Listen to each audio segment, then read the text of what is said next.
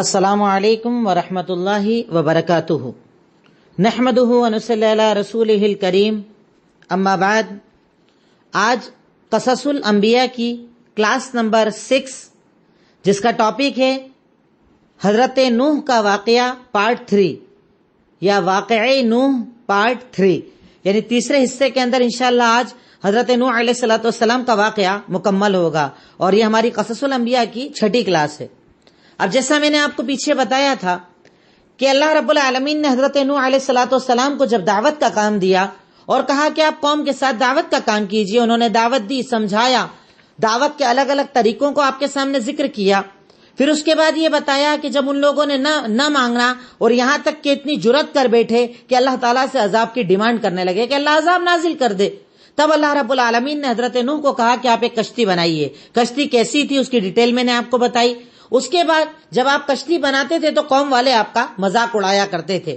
آج اس کے آگے، اب قوم والے جب دیکھتے تھے کہ خشکی کے اندر جہاں پر کوئی پانی نہیں ہے وہاں پر اتنی بڑی کشتی بنائی جا رہی ہے، تو وہ آتے جاتے آپ کا مذاق اڑایا کرتے تھے، ہنسی اڑایا کرتے تھے، آپ کو الٹا سیدھا کہا کرتے تھے۔ اور جب حضرت نوح علیہ السلام نے یہ چیز دیکھ لی کہ یہ قوم والے ایمان لانے والے نہیں، تو آپ نے اللہ تعالیٰ سے ایک دعا کر لی تھی، جس کو اللہ تعالیٰ نے سورہ نوح آیت نمبر 26 کے اندر ذکر کیا ہے کہ اللہ رب العالمین یہ اب ایمان لانے والے نہیں، ان کا معاملہ مکمل ہو چکا، میں ان کو دعوت دے چکا، تو اللہ رب العالمین اب تیرا جو بھی فیصلہ ہے تو نازل فرما دے، اللہ اپنا حکم نازل فرما دے، اللہ تعالیٰ اپنا فیصلہ نازل فرما دے۔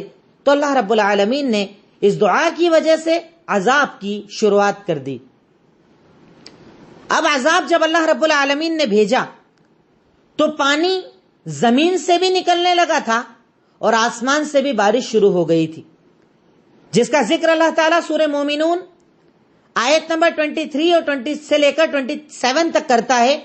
فَإِذَا جَاءَ أَمْرُنَا وَفَارَ التَّنُّورُ فَاسْلُكْ فِيهَا مِنْ كُلِّ زَوْجٍ اثْنَيْنِ، کہ جب ہمارا حکم آ گیا یعنی عذاب شروع ہو گیا، اور تندور کو کہا جاتا ہے، اس سے مراد ہے کہ زمین میں جگہ جگہ پانی نکلنا شروع ہو گیا، تب ہم نے حضرت نوح علیہ السلام کو یہ حکم دیا کہ آپ سارے چیزوں کو جوڑے جوڑے کشتی کے اوپر سوار کر لیجئے، جانور، پرندے، جو بھی آپ کے ساتھ تھے سب کو جوڑا جوڑا سوار کر لیجئے، تاکہ ان کے ذریعے دوبارہ ان نسلوں کو آگے بڑھایا جا سکے۔ آپ نے، جیسا میں پہلے بتا چکا ہوں، کہ کشتی کو 3 حصوں کے اندر بانٹا تھا۔ نیچے حصے کے اندر آپ نے جانوروں کے جوڑے جوڑوں کو رکھا، بیچ والے حصے میں انسانوں کے جوڑوں کو رکھا، اوپر والے ٹاپ فلور کے اوپر آپ نے پرندوں کے جوڑوں کو رکھا، اور اس کے اوپر بھی چھت تھی، تاکہ آسمان سے آنے والا پانی بھی تکلیف نہ دے پائے اور زمین کا پانی نیچے کشتی ہونے کی وجہ سے تکلیف نہ دے پائے۔ اب اللہ رب العالمین کی طرف سے حکم نازل ہوتا ہے، عذاب کی شروعات ہوتی ہے۔ اب جب عذاب کی شروعات ہوتی ہے تو اللہ رب العالمین کی طرف سے یہ پانی آنا شروع ہوتا ہے، تو اللہ تعالیٰ حکم دیتا ہے کہ اے نوح ایسا کیجئے، آپ سب جوڑوں کو سوار کر لیجئے، اور سنیے، جن لوگوں نے ظلم کیا ہے، جن لوگوں نے کفر اور شرک کیا ہے، آپ کی باتوں کو ایکسپٹ اور قبول نہیں کیا ہے، وہ سب ڈوب جائیں گے۔ آپ ان کے بارے میں مجھ سے بات مت کرنا، سفارش مت کرنا، ان ظالموں کے بارے میں بات چیت مت کرنا، کیونکہ اب عذاب نازل ہو چکا، اور عذاب آنے کے بعد توبہ قبول نہیں ہوتی ہے۔ اب اللہ رب العالمین کے عذاب کا آغاز ہوتا ہے۔ چاروں طرف زمین کے اندر پانی پھوٹنا شروع ہو جاتا ہے، جیسے بورنگ وغیرہ میں پانی نکلتا ہے نا، جگہ جگہ پانی پھوٹنا شروع ہو جاتا ہے، آسمان سے بارش شروع ہو جاتی ہے، جگہ جگہ پانی بھراؤ شروع ہو جاتا ہے۔ تھوڑی ہی دیر کے اندر یہ کشتی جس پر کل تک لوگ ہنس رہے تھے، اب یہ پانی کے اندر تیرنا شروع کر دیتی ہے۔ پانی کے اندر کشتی تیر رہی ہے، اور جب کشتی کے اندر آپ نے سب کو بٹھایا، تب اللہ رب العالمین نے آپ کو حکم دیا تھا، سورہ مومنون آیت نمبر 29 کے اندر ارشاد فرمایا، فَإِذَا اسْتَوَيْتَ أَنْتَ وَمَن مَّعَكَ عَلَى الْفُلْكِ فَقُلِ الْحَمْدُ لِلَّهِ الَّذِي نَجَّانَا مِنَ الْقَوْمِ الظَّالِمِينَ، کہ جب اللہ کا عذاب شروع ہو جائے، زمین سے پانی نکلنے لگ جائے، آسمان سے پانی شروع ہو جائے، تو آپ سب کو کشتی پر سوار کر لیجئے گا۔ سواری پر جب آپ سوار ہو جائیں تو سب سے پہلے تو اللہ تعالیٰ کا شکر ادا کیجئے کہ الحمدللہ، اللہ تعالیٰ تیرا شکر ہے کہ تو نے ہمیں ظالموں سے نجات دے دی، ظالموں سے بچا دیا، ان کے ظلم سے بچا لیا، ان کے عذاب سے بچا لیا، اور اس کے بعد کہیے ربی انزلنی منزلا مبارکا، اے اللہ ہم کو کسی مبارک منزل پر اتار دینا، اور تو بہترین اتارنے والا ہے، یعنی ہمیں اس عذاب سے بچا لینا، ہمیں اس پانی کے عذاب سے بچا لینا، اس کشتی کو ایسی جگہ روکنا جو مبارک جگہ ہو۔ اور اس کے بعد اللہ تعالیٰ نے حکم دیا سورہ ہود آیت نمبر 41 کے اندر، ارکبوا فیہا بسم اللہ مجراہا ومرساہا، سوار کیا سب کو، اور اس کے بعد کہا اب دعا پڑھو شروع اللہ کے نام سے جو اسے چلانے والا اور اس کی منزلوں کو طے کرنے والا یا روکنے والا ہے۔ یعنی آپ حضرت نوح علیہ الصلوۃ والسلام کشتی پر سواری کے وقت پہلے تو اللہ کا شکر ادا کر رہے ہیں کہ اللہ تیرا شکر کہ تو نے مجھے اتنی طاقت دی کہ ہم اس تیرے عذاب سے بچ رہے ہیں، ہم تیرا شکر ادا کرتے ہیں۔ اور اس کے بعد جب سواری پر سوار ہو گئے تب اللہ تعالیٰ کا ذکر کر کے، اللہ تعالیٰ کے نام سے دعا پڑھ کر کشتی پر سوار ہو رہے ہیں۔ اس سے پتہ چلتا ہے کہ ایک مومن جب بھی کبھی سواری پر سوار ہوتا ہے یا جب بھی اللہ تعالیٰ کی طرف سے کوئی نعمت ملتی ہے تو اسے سب سے پہلے اللہ رب العالمین کا شکر ادا کرنا چاہیے، اللہ تعالیٰ کا ذکر کرنا چاہیے۔ اب حضرت نوح علیہ الصلوۃ والسلام نے کشتی کا سفر شروع کیا اللہ کے نام سے۔ اس سے ہمیں پتہ چلتا ہے کہ ہمیں بھی سواری پر جب ہم سوار ہوتے ہیں، آپ اور ہم دعا پڑھتے ہیں نا، سبحان الذی سخر لنا ھذا وما كنا له مقرنین وَإِنَّا إِلَىٰ رَبِّنَا لَمُنْقَلِبُونَ، ہم اللہ تعالیٰ کا یہی شکر ادا کرتے ہیں کہ بابرکت ہے وہ ذات کہ جس نے سواری کو ہمارے لیے آسان کیا، ورنہ ہماری تو طاقت ہی نہیں تھی کہ ہم سواری پر سوار ہو پاتے۔ یہ دعا پڑھ کر حضرت نوح اب کشتی پر بیٹھ گئے، سارے جوڑوں کو سوار کر لیا۔ اب پانی کا بھراؤ شروع ہوا، زمین سے پانی، آسمان سے پانی، چاروں طرف سے پانی شروع ہو گیا، جس کا کچھ تذکرہ اللہ تعالیٰ نے سورہ قمر آیت نمبر 10 to 14 میں کیا ہے۔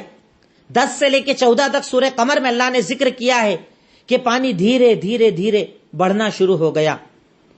اب وہ کشتی جو کل تک زمین پر رکھی ہوئی تھی اب پانی کے اندر ہچکولے کھانے لگی، پانی کے اندر چلنا شروع ہو گئی۔ اور اللہ تعالیٰ اس پانی کی مقدار کو بھی بتاتا ہے کہ ایسا نہیں کہ صرف پانی بڑھ رہا تھا، بلکہ پانی کے اندر موجیں بھی چل رہی تھی، لپٹیں آ رہی تھی، ادھر سے ادھر گھروں کو پٹک رہی تھی، لوگوں کو ڈبا رہی تھی۔ اللہ نے اس کا تذکرہ سورہ ہود آیت نمبر 42 کے اندر کیا ہے، وَهِيَ تَجْرِي بِهِمْ فِي مَوْجٍ كَالْجِبَالِ، کہ اللہ کے حکم سے یہ کشتی انہیں بڑی بڑی موجوں کے اندر، پہاڑوں جیسی موجوں کے اندر بھی لے کر چل رہی تھی۔ یعنی ان مومنین کو کوئی نقصان نہ ہوا، پر ان کے علاوہ جتنے بھی لوگ تھے اس وقت دنیا کے اندر، اللہ تعالیٰ کا عذاب سب پر نازل ہو گیا، سب کی بربادی شروع ہو گئی، سب کا ڈوبنا شروع ہو گیا، سب کے حالات بگڑنے لگے۔ اسی حالات کے اندر جب پانی بڑھ رہا تھا، آسمان سے پانی آ رہا تھا، اچانک کشتی کے اندر سے حضرت نوح کی نظر اپنے بیٹے پر جاتی ہے۔ وہ اپنے بیٹے کو دیکھتے ہیں، باپ کا کلیجہ درد سے بھر جاتا ہے، دل کے اندر یہ طلب ہوتی ہے کہ کیوں نہ ابھی بھی اپنے بچے کو بچایا جائے۔ سورہ ہود آیت نمبر 42 ہی کے اندر اللہ تعالیٰ کہتا ہے، وَنَادَى نُوحٌ ابْنَهُ وَكَانَ فِي مَعْدَلٍ يَا بُنَيَّ ارْكَبْ مَعَنَا وَلَا تَكُن مَعَ الْكَافِرِينَ۔ حضرت نوح علیہ السلام نے جب اپنے بیٹے کو ڈوبتے ہوئے دیکھا تو اسے کہا، اے میرے بیٹے آ جاؤ ادھر، اے میرے بیٹے کشتی میں سوار ہو جاؤ۔ سوار ہونے کا مطلب اب بھی توبہ کر لو، اب بھی اللہ تعالیٰ سے معافی مانگ لو، اللہ تعالیٰ تمہیں معاف کر دے گا۔ اے میرے بیٹے آ جاؤ، سوار ہو جاؤ، کافروں کے ساتھ مت جاؤ، غلط ہے، برباد ہو جاؤ گے، اللہ کا عذاب آ جائے گا۔ پر بیٹا تو کفر کے اندر تھا، سننے سمجھنے کو تیار ہی نہیں تھا۔ وہ کہتا ہے کوئی ٹینشن کی بات نہیں، سامنے پہاڑ دکھ رہا ہے، سآوی الی جبل، اب بھی تیر کر جاؤں گا، پہاڑ پر کھڑا ہو جاؤں گا، بچ جاؤں گا۔ حضرت نوح نے کہا کہ آج اللہ کے عذاب سے کوئی بچانے والا نہیں، نہ یہ پہاڑ، نہ تیرا تیرنا، نہ تیرا دوڑنا، نہ تیرا تیر کر آگے بڑھ جانا، کوئی چیز تجھے بچا نہیں سکتی۔ بیٹے سمجھ، بیٹے سمجھ۔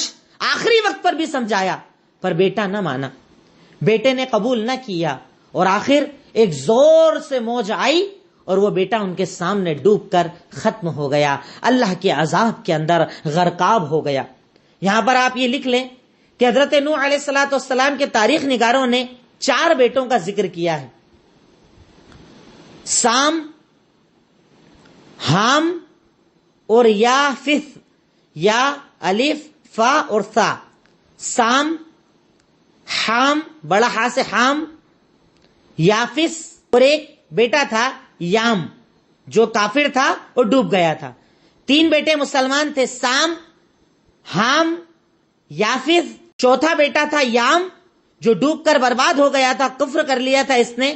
باقی 3 بیٹے کشتی پر سوار تھے اور ان 3 بیٹوں سے الگ الگ نسلیں بعد میں چلی، آپ وہ بھی لکھ لیں. حام سے نسلیں جو چلی تھی اس میں آتے ہیں قبط، مصر کے لوگ، سوڈانی لوگ اور بربری نسل کے لوگ.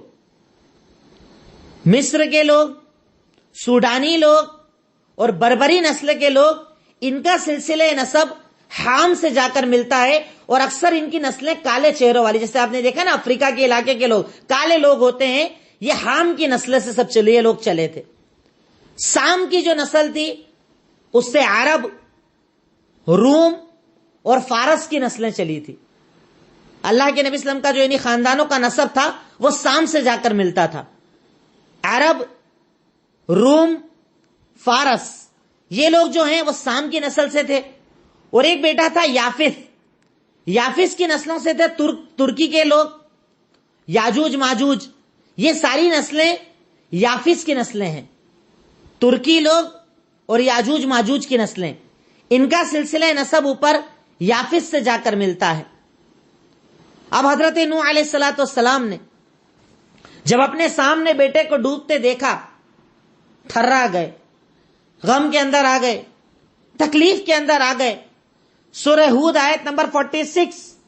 حضرت نوح نے اللہ سے ایک دعا کر لی. یہ چھوٹے چھوٹے ٹاپک بناتے جائیے گا تاکہ آپ کو لکھنا آسان رہے کہ حضرت نوح اللہ سے دعا کرتے ہیں. وہ کہتے ہیں اے اللہ، تیرا وعدہ تھا تو میرے گھر والوں کو بچائے گا، میرا بیٹا تو میرا گھر والا ہے، میرے گھر کا ہے، وہ ڈوب گیا ہے، اللہ تو اسے بچا لے. اللہ تعالیٰ نے جواب دیا یا نوح انہ لیس من اہلک، وہ بیٹا آپ کا گھر والا نہیں ہے. کیوں؟ کیونکہ آپ کا گھر کا وہ تب ہوتا جب آپ پر ایمان لاتا. اگر آپ پر ایمان نہیں لایا تو آپ کے گھر کا نہیں ہے، وہ آپ کے گھر والا نہیں ہے. عمل یہ غلط ہے جو آپ کر رہے ہو، دعا غلط ہے جو آپ مانگ رہے ہو. فلا تسألنی ما لیس لک بہ علم، جس چیز کے بارے میں آپ کو علم نہیں اس کے بارے میں مجھ سے سوال مت کیجئے. میں آپ کو سمجھا رہا ہوں کہ آپ جاہلوں میں کے ساتھ مت ہو جائیے یا جاہلوں جیسی بات مت کیجئے. یعنی گویا کہ اللہ رب العالمین نے حضرت نوح کو ذرا سی سرزنش کر دی کہ انہوں نے کہا اللہ میرا بیٹا تو میرے گھر والا تھا، اب وہ مر گیا، وہ ڈوب رہا ہے، تو اسے بچا لے. تو کہا کہ اے نوح سنیے، وہ آپ کا بیٹا آپ کا گھر والا نہیں ہے. ایمان لاتا تو آپ کا گھر والا، نہیں لایا تو آپ کا گھر والا نہیں ہے. آپ مجھ سے ایسا سوال مت کیجئے جس کا آپ کو علم نہیں ہے. میں آپ کو سمجھا رہا ہوں کہ آپ جاہلوں میں سے مت ہو جائیے. گویا کہ آپ کو یہ کہا گیا کہ جس کا انتقال کفر پر اور شرک پر ہو جاتا ہے اس کے لیے آپ مغفرت کی دعا بھی نہیں کر سکتے. اور آپ جانتے ہیں صرف یہ بیٹا نہیں، یہاں تک کہ آپ کی بیوی، آگے ذکر آئے گا قوم لوط کا، اس کے اندر ان کی بیوی اور حضرت نوح کی بیوی، یہ 2 ایسے تھے جنہوں نے اپنے شوہر پر ایمان قبول نہیں کیا تھا. تو حضرت نوح کا ایک بیٹا عذاب میں شامل ہو گیا، بیوی عذاب میں شامل ہو گئی، اور دونوں نے آپ کی باتوں کو قبول نہیں کیا. اس سے پتہ چلتا ہے کہ انسان کو اپنے خاندان پر، تعلقات پر، اس پر بھروسہ نہیں، اپنے عمل پر بھروسہ کرنا چاہیے. اللہ تعالیٰ کی ذات پر بھروسہ کرنا چاہیے، اپنا ایمان مضبوط بنانا چاہیے، کیونکہ جب وہ وقت آتا ہے نا تو کوئی رشتہ، کوئی تعلقات آپ کو بچانے والا نہیں ہے. اب بیٹا ڈوب گیا، والد انہیں بچا نہ سکے، ان کے لیے دعا مانگی، اللہ نے دعا کو بھی رد کر دیا. اب پانی بڑھتا گیا، بستیاں کی بستیاں تباہ ہو گئیں، اللہ کا عذاب آ گیا. اب جب سارے لوگوں کا خاتمہ ہو گیا تو یہ کشتی تیرتے تیرتے، کئی دنوں کا لوگوں نے ذکر کیا، کئی مہینوں کا ذکر کیا ہے، تیرتے تیرتے یہ کشتی جودی پہاڑ کے اوپر جا کر رک جاتی ہے. جو عراق کے اندر موصل یا موصل نام کا شہر آج بھی اسی نام سے ہے، اس کے اندر یہ پہاڑ موجود ہے جودی، اس کے اوپر جا کر یہ کشتی رک جاتی ہے۔ اب جب کشتی رک جاتی ہے اس پہاڑ کے اوپر جا کر، اور میں ایک چیز یہاں پر الگ سے ذکر کر دوں کہ 3 نبیوں کے تعلق سے 3 پہاڑوں کے ناموں کا ذکر آتا ہے۔ حضرت نوح کے ساتھ جودی پہاڑ کا، حضرت موسیٰ کے ساتھ طور پہاڑ کا، اور اللہ کے نبی محمد الرسول اللہ کے ساتھ جبل نور جس میں غار ہرا ہے اس کا ذکر آتا ہے۔ 3 نبیوں کے ساتھ پہاڑوں کا ذکر آتا ہے، جودی پہاڑ حضرت نوح کے ساتھ، طور پہاڑ حضرت موسیٰ کے ساتھ، اور جبل نور جس میں غار ہرا ہے اس کا ذکر محمد الرسول اللہ صلی اللہ علیہ وسلم کے ساتھ۔ اب جودی پہاڑ پر جا کر جب یہ کشتی رک گئی، کشتی وہاں پر ٹھہر گئی، کشتی وہاں پر رکنے کے بعد اب اللہ رب العالمین کا حکم آتا ہے، وَقِيلَ يَا أَرْضُ أَبْلَعِي مَاءَكَ وَيَا سَمَاءُ أَقْلِعِي وَغِيضَ الْمَاءُ وَقُضِيَ الْأَمْرُ وَاسْتَوَتْ عَلَى الْجُودِ۔ سورہ ہود آیت نمبر 44۔ آپ یہاں پر چاہے تو ایک چھوٹی سی ہیڈنگ بنا سکتے ہیں، پانی کے رکنے کے بعد کیا ہوا؟ تو جب پانی رک گیا اللہ تعالیٰ کے حکم سے، جس کا ذکر اللہ تعالیٰ نے سورہ ہود آیت نمبر 44 کے اندر کیا ہے کہ اللہ تعالیٰ کا اب حکم ہوتا ہے، اے زمین جتنا پانی تیرے اندر ہے وہ سارا پانی واپس اندر کر لے، یعنی جو پانی اوپر آ گیا ہے اس سارے پانی کو اندر واپس ایبزارب کر لے، اندر لے لے۔ اے آسمان بارش بند کر دے، اور سارا پانی دوبارہ ختم ہو گیا۔ جو زمین کا پانی تھا وہ زمین میں چلا گیا، آسمان سے بارش بند ہو گئی، اللہ کا فیصلہ ہو گیا، اور یہ کشتی جا کر جودی پہاڑ کے اوپر رک گئی، وہاں آ کر سارے مومنین بچ گئے، اور اس ذریعے سے دنیا کا دوبارہ آغاز ہوا۔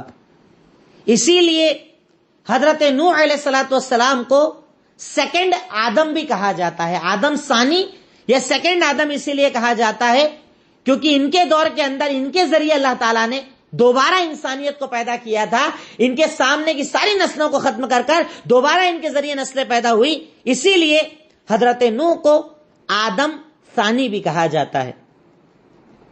اب جب اللہ تعالیٰ کا فیصلہ ہو گیا، ساری قوم تباہ اور برباد ہو گئی، جنہوں نے ایمان قبول نہ کیا، جو ایمان پر تھے وہ کشتی کے اندر آپ کے ساتھ بچ گئے، آپ کے بیٹوں کے ذریعے اب نئی نسلیں شروع ہوئی، یہ نیچے آئے، بستیوں کے اندر آئے، رہائش شروع کی، اور اللہ تعالیٰ نے دوبارہ ان لوگوں کے ذریعے دنیا کو، انسانیت کو، جو انسان تھے مرد اور عورت تھے ان کی نسلوں کو دوبارہ چلایا، جانوروں کی نسلوں کو چلایا، پرندوں کی نسلوں کو چلایا، اور اس ذریعے سے دوبارہ دنیا اپنے حالات کے اوپر آنا شروع ہوتی ہے۔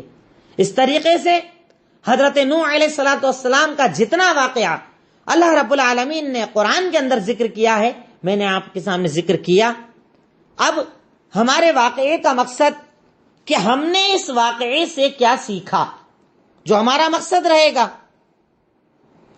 اور وہی اس سیرت کو پڑھنے کا مقصد ہے، ورنہ اس سیرت کو پڑھنے کا کوئی فائدہ نہیں اگر ہم سیرت کو عمل کے اعتبار سے نہ پڑھیں۔ اب عمل ہم نے کیا کیا سیکھا، ہم لوگوں نے اس سے کیا کیا جانا، تو ہم نے کئی سیکھ جو ہمیں اس سے ملی۔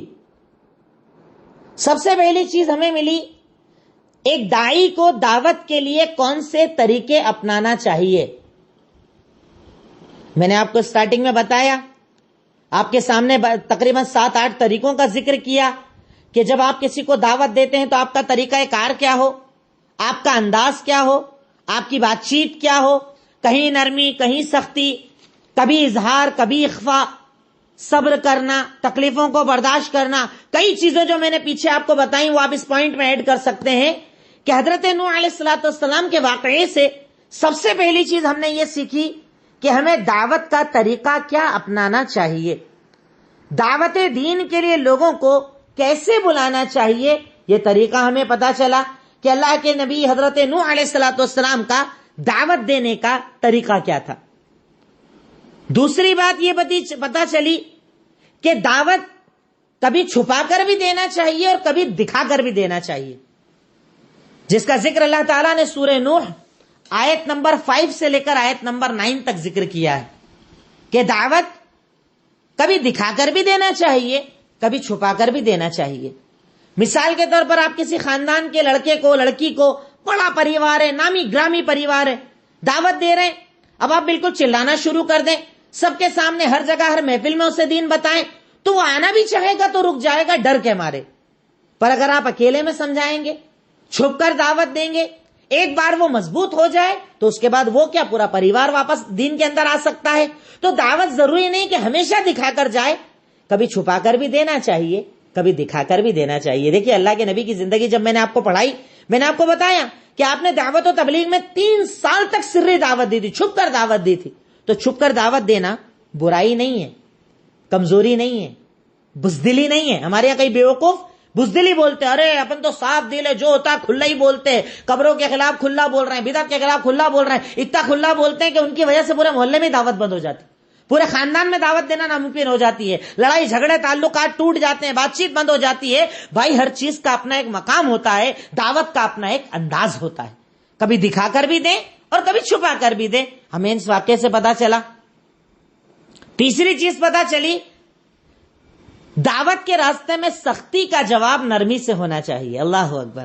اور یہ سب سے مشکل پوائنٹ ہے جو ہم لوگوں سے ہو نہیں پاتا، کیونکہ اس میں ہماری انانیت آڑے آ جاتی ہے، ہمارا بڑپن آڑے آ جاتا ہے، اپنی طاقت اور قوت دکھانا آگے آ جاتا ہے۔ پر مقصد اگر اللہ رب العالمین کی رضا ہو تو یقیناً کرنا بہت آسان ہو جاتا ہے۔ تھرڈ پوائنٹ یہ ہے کہ دعوت کے راستے میں سختی کا جواب نرمی سے دینا چاہیے، جس کا ذکر اللہ تعالیٰ نے سورہ اعراف آیت نمبر 61 کے اندر کیا ہے، جو میں پہلے بتا چکا ہوں۔ یہ ساری دلیلیں اگر میں نہ بھی بتاؤں تو پیچھے آپ دیکھ سکتے ہیں کہ حضرت نوح کو بولا ارے آپ تو ضلالت میں ہو، تو کہا نہیں میری قوم میں گمراہی میں نہیں ہوں۔ کہا آپ تو بشر ہو، تو کہا میں نے کب کہا کہ میں فرشتہ ہوں۔ کہا آپ تو غریب لوگ آپ کی پیروی کرتے ہیں، کہا میں نے کب کہا کہ امیر میری پیروی کریں گے۔ آپ ہر سختی کا جواب نرمی سے دیا کرتے تھے، اور آپ نہیں، آپ کے اور ہمارے آئیڈیل محمد الرسول اللہ صلی اللہ علیہ وسلم کی تو پوری زندگی اسی پر چلتی تھی کہ آپ نے کبھی بھی سختی کا جواب سختی سے نہیں دیا، ورنہ ٹکراؤ ہو جائے گا نا۔ سختی کا جواب نرمی سے دیا کرتے تھے، اور یہی ہمارا بھی طریقہ ہونا چاہیے۔ چوتھی بات پتا چلی کہ ہم اس بات کی پرواہ نہ کریں کہ لوگ کیا کہتے ہیں، ہم یہ دیکھیں کہ اللہ کیا کہتا ہے۔ اللہ اکبر، یہ بڑی پیاری چیز ہے کہ ہم ہر چیز کے اندر یہ دیکھتے ہیں کہ کہیں اس کو برا نہ لگ جائے، کہیں اس کو برا نہ لگ جائے، کہیں کوئی ہمارے خلاف نہ بول دے۔ پر ایک دائی کو ان سب چیزوں کی فکر نہیں کرنا چاہیے۔ اگر وہ اللہ کے راستے پر ہے، اگر وہ دین کے راستے پر ہے، اگر وہ اللہ کے راستے پر ہے، تو اللہ تعالیٰ کا وعدہ ہے اس کی مدد کرنے کا۔ آپ یہ مت دیکھیے لوگ کیا کہتے ہیں، آپ یہ دیکھیے کہ اللہ تعالیٰ کیا کہتا ہے۔ جیسا اللہ تعالیٰ نے سورہ ہجر آیت نمبر 94-95 کے اندر ارشاد فرمایا تھا ہمارے اور آپ کے نبی کو۔ پوائنٹ نمبر 4 کی دلیل ہے سورہ ہجر آیت نمبر 94-95۔ اللہ تعالیٰ نے اللہ کے نبی کو حکم دیتے ہوئے ارشاد فرمایا تھا فَاصْدَعْ بِمَا تُؤْمَرْ وَأَعْرِضْ عَنِ الْمُشْرِكِينَ، کہ آپ کو اللہ تعالیٰ نے جو حکم دیا ہے نا، آپ وہ کر گزریے، آپ وہ کرتے چلیے، آپ مشرکوں کو اگنور کرتے چلیے۔ کیوں؟ اِنَّا كَفَيْنَاكَ الْمُسْتَهْزِئِينَ، جو آپ کا مذاق اڑا رہے ہیں نا، ہم کافی ہیں ان کے لیے۔ نبی کو ارشاد فرمایا تھا کہ ہم مذاق اڑانے والوں کے لیے کافی ہیں، آپ اس کا لوڈ مت لیجئے، ٹینشن مت لیجئے، آپ اپنے مشن پر دھیان دیجئے، آپ اپنے کام پر دھیان دیجئے، باقی جو لوگ ہیں نا ان کی پرواہ مت کیجئے۔ تو ایک دائی کو کبھی بھی لوگوں کی پرواہ نہیں کرنا چاہیے، یہ دیکھنا چاہیے کہ میرا اللہ مجھ سے کیا چاہتا ہے۔ سورہ ہجر آیت نمبر 94-95۔ اور حضرت نوح کی پوری زندگی یہی تھی کہ وہ 950 سال تک دعوت دیتے رہے، انہوں نے یہ نہ دیکھا کہ لوگ کیا کہیں گے۔ پانچویں چیز جو ہم نے سیکھی وہ یہ کہ جب آپ کسی کو دعوت دیں تو دعوت کے اندر اسے اللہ کی نعمتیں یاد دلائیے۔ دعوت دینے وقت اللہ کی نعمتیں یاد دلائیے۔ سورہ نوح آیت نمبر 19 جو پیچھے میں آپ کو بتا چکا ہوں کہ حضرت نوح نے جب اپنی قوم کو دعوت دی تو بتایا تھا، کیا تم نہیں دیکھتے اللہ نے اتنے بڑے آسمان کو قائم کیا ہے؟ کیا تم نہیں دیکھتے اللہ نے زمین کو بنایا ہے؟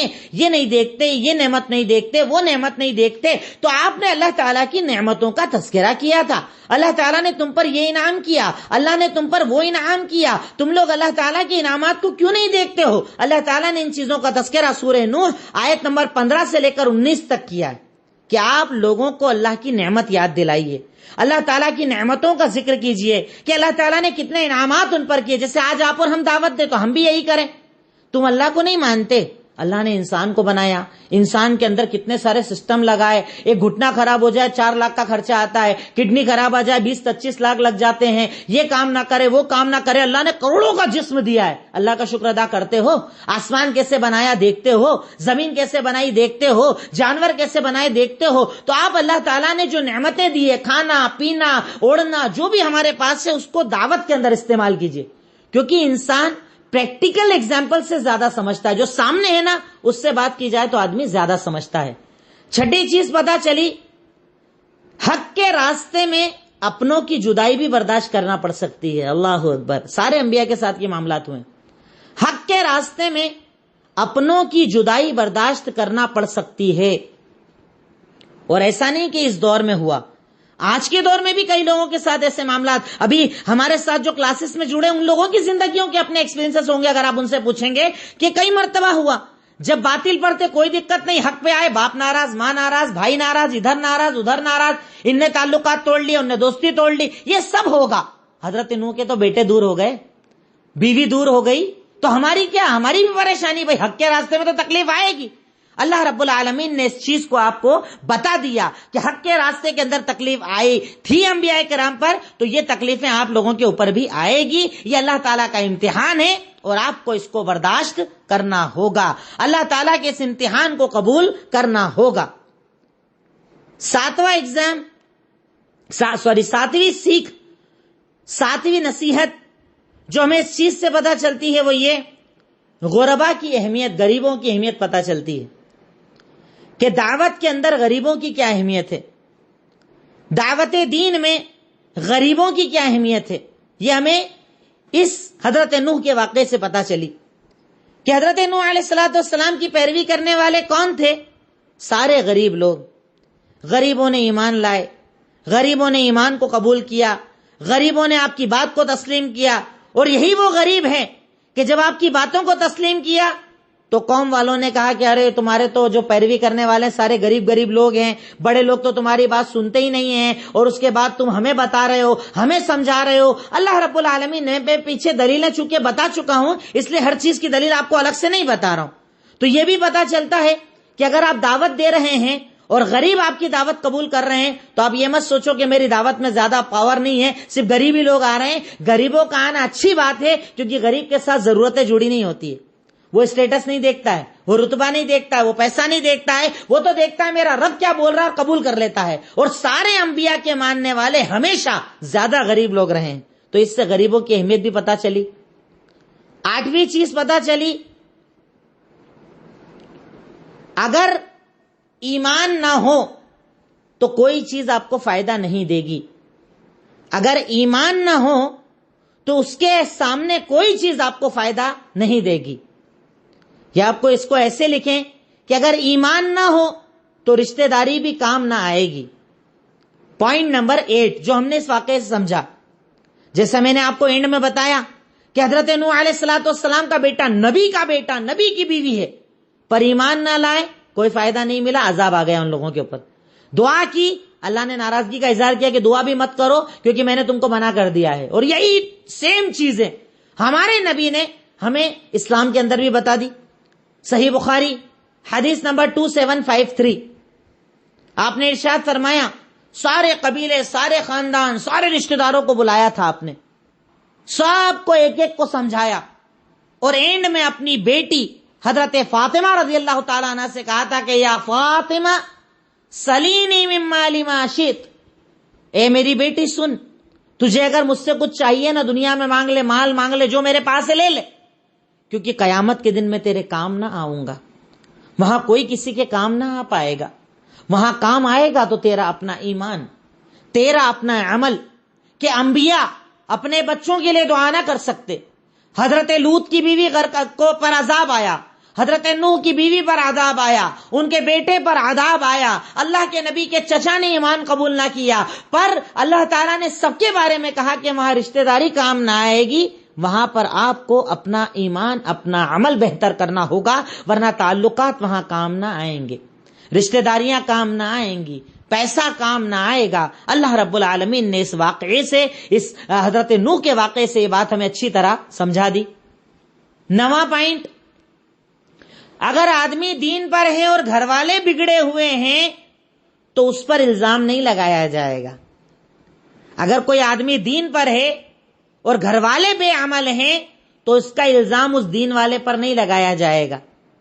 مثال کے طور پر آپ نمازی، پرہیزگار، روزے دار، خوب اللہ کی عبادت کرنے والے، حلال کمانے والے، اب آپ کی بیگم پردہ نہیں کرتی، آپ کا بیٹا بے نمازی، آپ کی امی آپ کی بات نہیں سنتی، آپ کے گھر والے آپ کی بات نہیں سنتے، سب کو آپ نے دعوت پہنچا دی پر انہوں نے قبول نہیں کیا، تو اب یہ نہیں کہا جائے گا کہ ارے اتنی بات کرتا، خود کے گھر میں تو چلتی نہیں ہے، اتنی بات کرتا ہے، ہمارے سماج میں یہ بہت چلتا ہے مسئلہ. آپ ذرا سی دین کی بات کرو، پہلے جا کے اپنے ابا کو سمجھا، پہلے جا کے اپنی امی کو سمجھا، تیرے گھر میں تو کوئی سنتا نہیں ہے. ارے تو میرا کام صرف پہنچانے کا ہے، سننا نہ سننا اللہ اور بندے کے بیچ کا معاملہ ہے، میں ذمہ دار تھوڑی ہوں، میرا کام پہنچانے کا ہے. دلیل حضرت نوح کا واقعہ، کہ اگر آپ ایسا الزام لگاؤ گے تو کیا نعوذ باللہ حضرت نوح پر الزام لگاؤ گے کہ باپ نبی تھے اور بیٹے کو نہیں سدھار پائے؟ آپ ایسا الزام نہیں لگا سکتے، کیونکہ قبول کرنا نہ کرنا اللہ کے اختیار میں ہے. کسی کا بگڑنا کسی کی وجہ سے نہیں ڈال سکتے آپ الزام، کہ اگر بیٹا بگڑا ہے تو آپ باپ پر الزام لگائیں کہ باپ نے کام اچھا نہیں کیا ہوگا. اگر باپ نے دعوت پہنچا دی، باپ نے محنت کر لی، اس کے بعد بھی اولاد قبول نہ کرے تو الزام اولاد کو دیا جائے گا، نہ کہ باپ کو دیا جائے گا. یہ حضرت نوح کے واقعے سے ہمیں پتا چلتا ہے. تو ہمیں کبھی کسی پر ایسا اعتراض نہیں کرنا چاہیے کہ باتیں کرتا ہے، خود کے گھر میں تو ہے نہیں، دین تو خود کے گھر میں پایا جاتا ہی نہیں ہے. ارے اس کے گھر کا معاملہ اللہ اس سے پوچھے گا، اچھائی بتا رہا، قبول کر لو، آپ کو اس کی بات قبول کرنا پڑے گی. 10ویں بات پتہ چلی، حق اور باطل کے درمیان ہمیشہ جھگڑا تھا، جھگڑا ہے اور جھگڑا رہے گا. اگر آپ حق پر ہو تو برابر دشمنی تھی ہے اور رہے گی. کبھی بھی باطل آپ کا دوست ہونے والا نہیں ہے.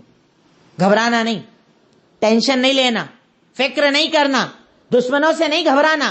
حق اور باطل میں ہمیشہ جھگڑا رہا اور ہمیشہ جھگڑا قائم رہے گا.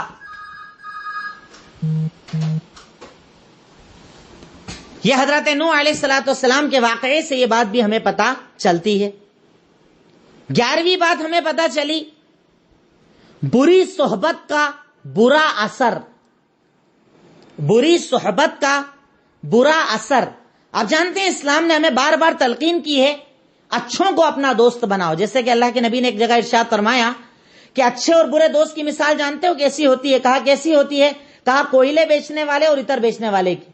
اگر آپ کوئلہ بیچنے والے سے دوستی کرو گے نا، چاہے کوئلہ مت بھی خریدو پر وہاں رہنے کی وجہ سے کپڑے آپ کے کالے ہو جائیں گے.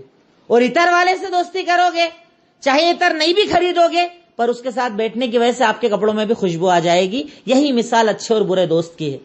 حضرت نوح دین پھیلا رہے ہیں، دین بتا رہے ہیں، سب کو اچھی بات بتا رہے ہیں، سب نے قبول کر لیا، پر آپ کا ایک بیٹا بری صحبت کی وجہ سے دین سے دور ہو گیا. آج ہمارے یہاں سماج کے اندر یہ تو عام بیماری ہے. ایک لڑکا سگریٹ پی رہا ہے، دوستوں کو آفر کرتا ہے، اس کے چکر میں سارے پینے لگ جاتے ہیں. گٹکا کھا رہے ہیں، تمباکو کا استعمال کر رہے ہیں، سڑکوں پر بیٹھ کر. آج تو ایک عجیب سا منظر آپ دیکھیے لاک ڈاؤن کے اندر، 9 بجے بعد آپ محلہ میں نکلیے، ہر محلے کے ہر چوراہے کے اوپر 5-6 لڑکے ایک ساتھ بیٹھ کر کچھ نہ کچھ موبائل کے اوپر دیکھتے رہتے ہیں، سر نیچے. انہیں پتا بھی نہیں کون گزر رہا ہے، کون آ رہا ہے، کون جا رہا ہے، پتا نہیں کیا کیا چیزیں. یہ صحبت کا اثر ہے، بری صحبت.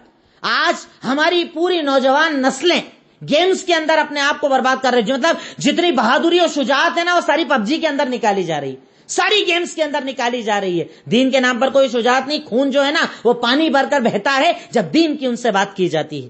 یہ بری صحبت کا نتیجہ ہے. اس لیے غور کرنا چاہیے کہ میں نے اپنا دوست کس کو بنایا ہے، میرا ساتھی میں نے کس کو بنایا. ہماری یہ بہنوں میں آپ دیکھیے، ایک لڑکی ہے باپ پردہ ہے, بڑی دیندار ہے, باپ نے اچھی تربیت کی, اچھا بنایا, اب 16-17 سال کی ہو کے جیسے کالج میں پہنچی, آس پاس دوست ملے, الٹے سیدھے برقع بھی چھڑوا دیا, دین بھی چھڑوا دیا, حرام کاری میں لگا دیا, حرام دھندوں میں لگا دیا.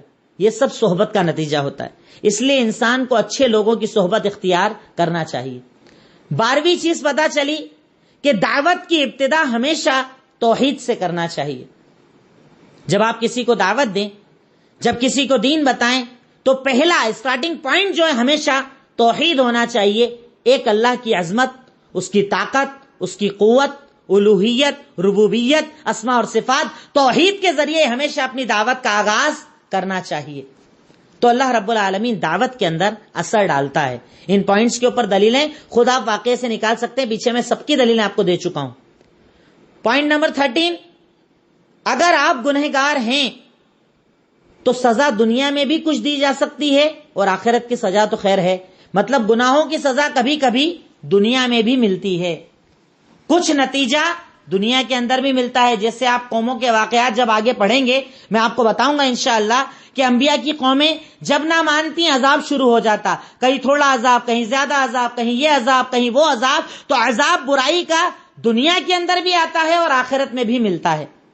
تو گناہ کی سزا دنیا میں بھی دی جاتی ہے اور آخرت میں بھی دی جاتی ہے. یہ بات ہمیں حضرت نوح کے واقعے سے پتہ چلتی ہے. پوائنٹ نمبر 14, ایک مومن کو ہمیشہ اللہ سے دعا مانگنا چاہیے. مومن کو ہمیشہ اللہ سے دعا مانگتے رہنا چاہیے.